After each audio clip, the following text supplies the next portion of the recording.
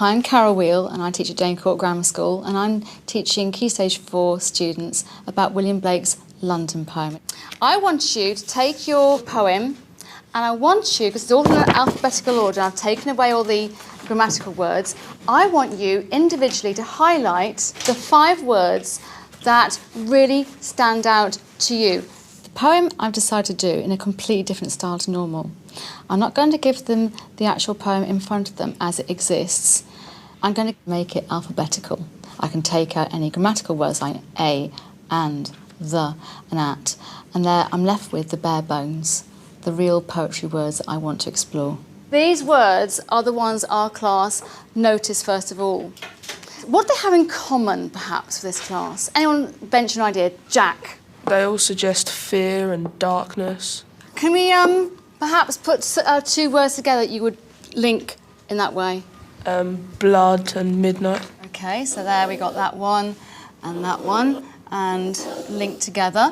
Okay, blood and midnight. That's suggesting perhaps murder. Horror movies. So we've got already an atmosphere in this poem. We're sort of getting that just from a few words. Now I'd like you to, and your partners, to go through and to find any more patterns. Remember, it's patterns you're going for. They will open out the poem. The key learning objective for this lesson is that the students will be able to explore poetry in a critical and imaginative way.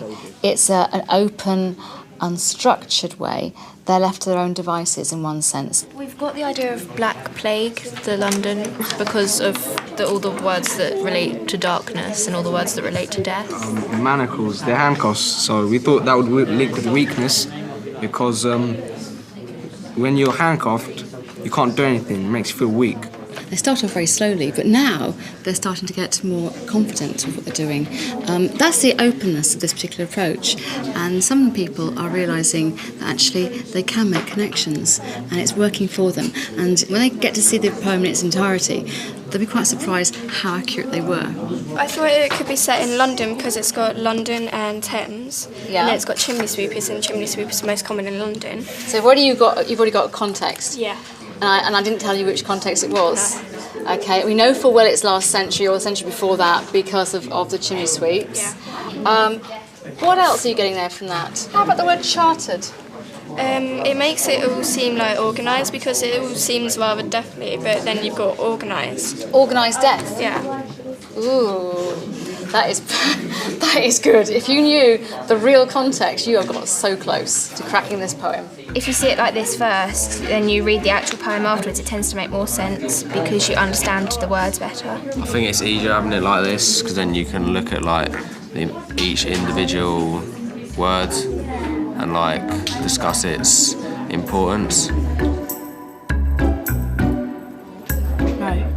12? Is that 4? We've moved from language now and spotting patterns. The most important part then is look at structure.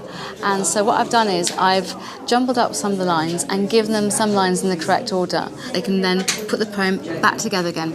Basically, through exploration, we're rejigsawing the poem, and eventually they'll see the entire whole, and it'll make a huge difference to their understanding. So the rhyme scheme's A, B, A, B. So in street and me.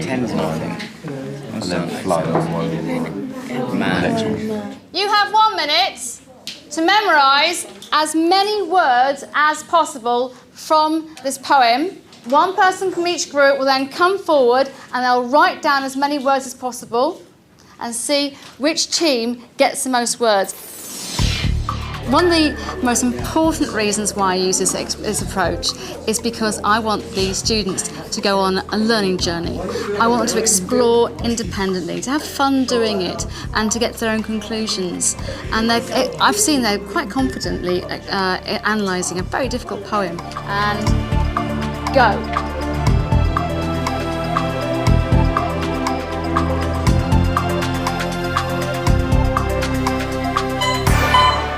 Oh, right.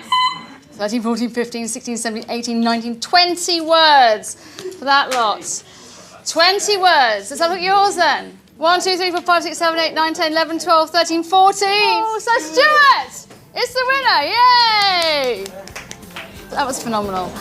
For reluctant learners who normally wouldn't want to touch a poem like this and to have picked out any information from it and make connections, they were incredibly engaged. And the last game, the collective memory game, where they really had to use all their poetic tools, I was really pleased to see that some of the most reluctant people were the most engaged and won.